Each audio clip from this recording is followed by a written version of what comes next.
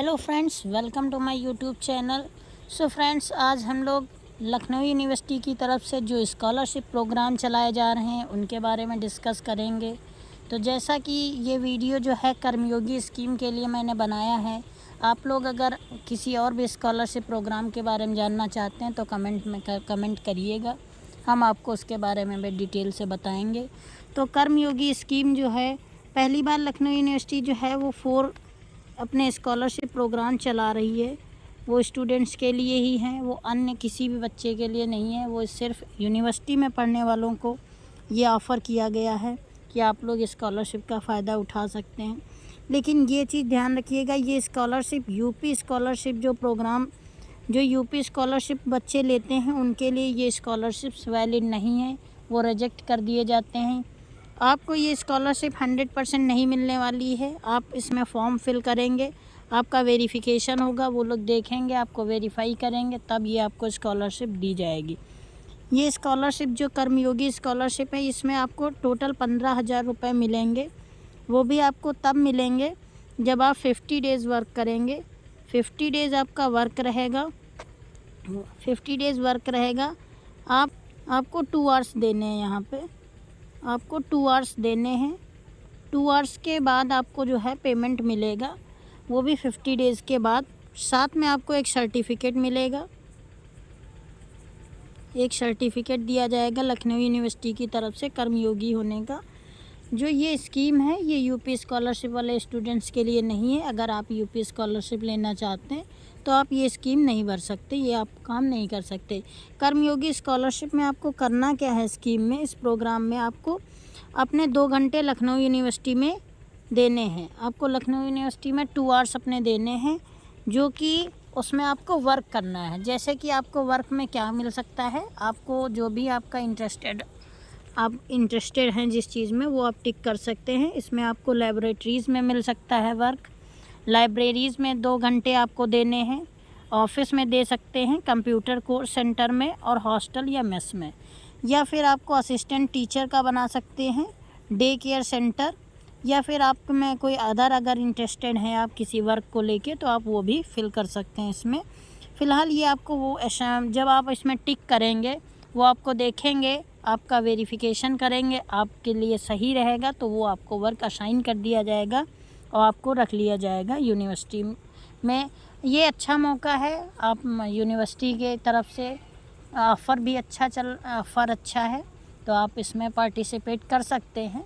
15,000 रुपये भी मिलेंगे और साथ में आपका जो है नाम वगैरह भी हो जाएगा।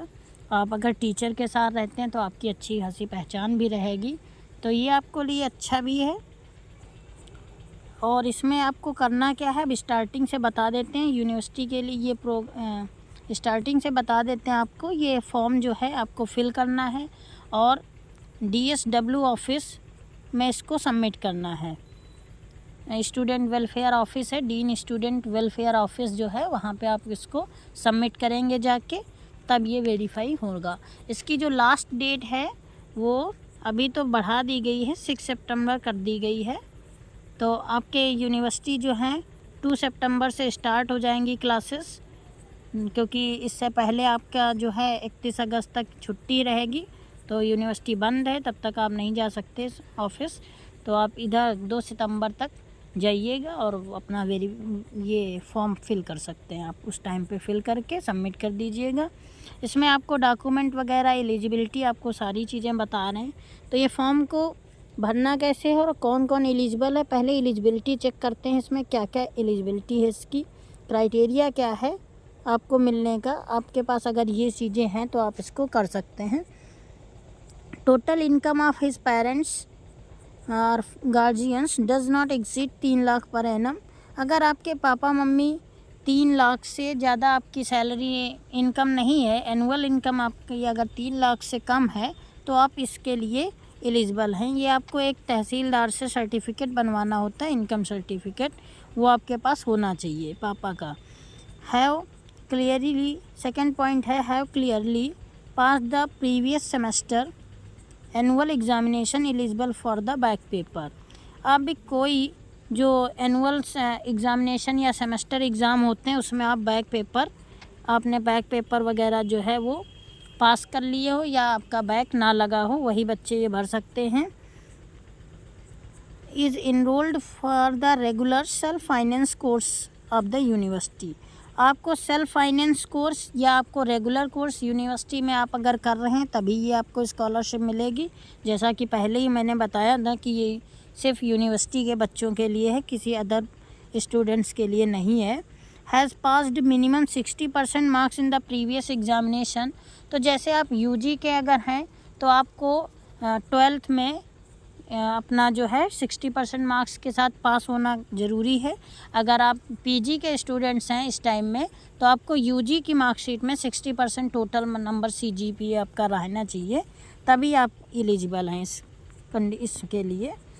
और आपको 75% अटेंडेंस अपने प्रीवियस एकेडमिक सेमेस्टर और ईयर में शो करनी होगी कि आप जो हैं 75% अटेंडेंस के साथ ही आपने 60% मार्क्स गेन किए हैं। एंड 6 पॉइंट जो है ये है, should not have been involve in any unlawful activities. तो आप किसी भी यूनिवर्सिटी में या कॉलेज में जहाँ भी अभी तक आप पढ़े हैं वहाँ से कोई भी अनलॉफुल एक्टिविटीज़ नहीं रही हो, मतलब ब्लैक लिस्टेड में आप नहीं होने चाहिए। अच्छे स्टूडेंट्स में आपका कैरेक्टर वगैरह अगर सही रहा होगा तभी आपको ये स्कॉलरशिप दी जाएगी। He is not receiving any kind of financial assistance including fellowship और स्कॉलरशिप। जैसा कि इसमें लिखा ही है कि वो इससे पहले कोई किसी भी टाइप की जो है स्कॉलरशिप ना ले रहा हो, उस स्टूडेंट्स के लिए ही ये मिलेगा। तो ये थी इसकी एलिजिबिलिटी। अब फॉर्म कैसे फिल करना है वो जान लेते हैं।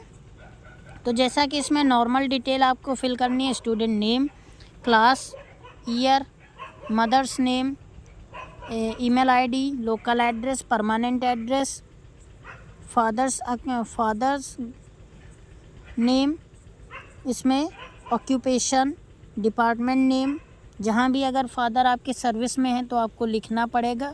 अगर सर्विस में नहीं है, फॉर्मर वगैरह, तो आप इसको ब्लैंक कर दीजिएगा। मंथली इनकम, टोटल इनकम आपको लिखनी है।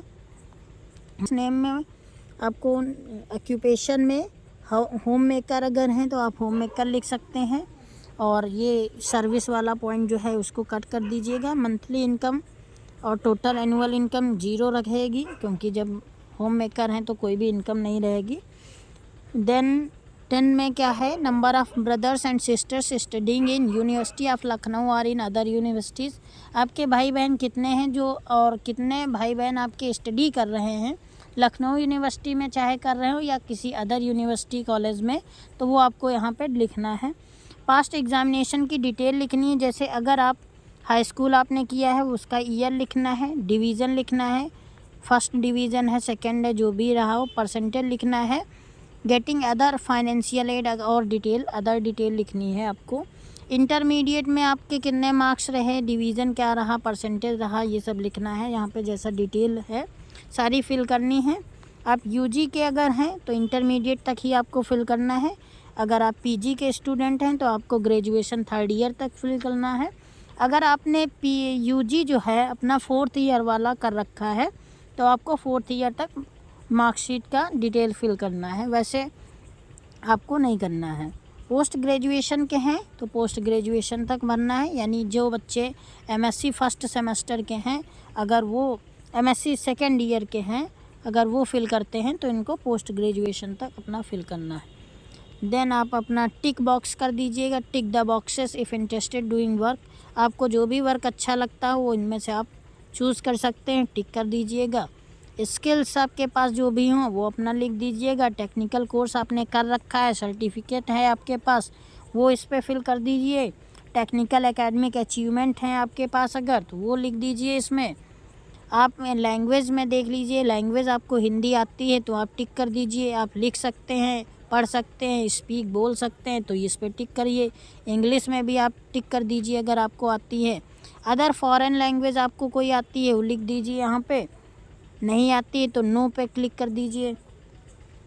Comfortable to work are computer system, अगर आप कंप्यूटर पे वर्क कर सकते हैं तो यस कर दीजिए, नहीं कर पाते हैं तो नो कर दीजिए।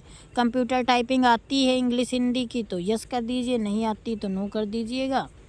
पास्ट वर्क एक्सपीरियंस अगर आपका कोई है तो लिखिए, वरना छोड़ दीजिए इसको। Detail of other scholarship fee waiver and university of any other sources, scholarship की डिटेल लिखनी पड़ेगी अगर आपने कभी कोई स्कॉलरशिप ली है। If applied for scholarship through any other source then, यहाँ पे लिखना पड़ेगा डिटेल अगर कोई अदर सोर्स है आपका। Give reference of to responsible and against august persons who are known to you and can be contracted to verify your credential। तो इसमें आपको लिखना पड़ेगा। तो ये सारी डिटेल आप फिल करने के बाद इसमें आपको एक और चीज़ देख लीजिए, इंस्ट्रक्शंस लिखे हैं, ये पढ़ लीजिएगा। इंस्ट्रक्शंस में जैसा कि लिखा है, applications of student who have not submitted the first installment of fee will not be proceed।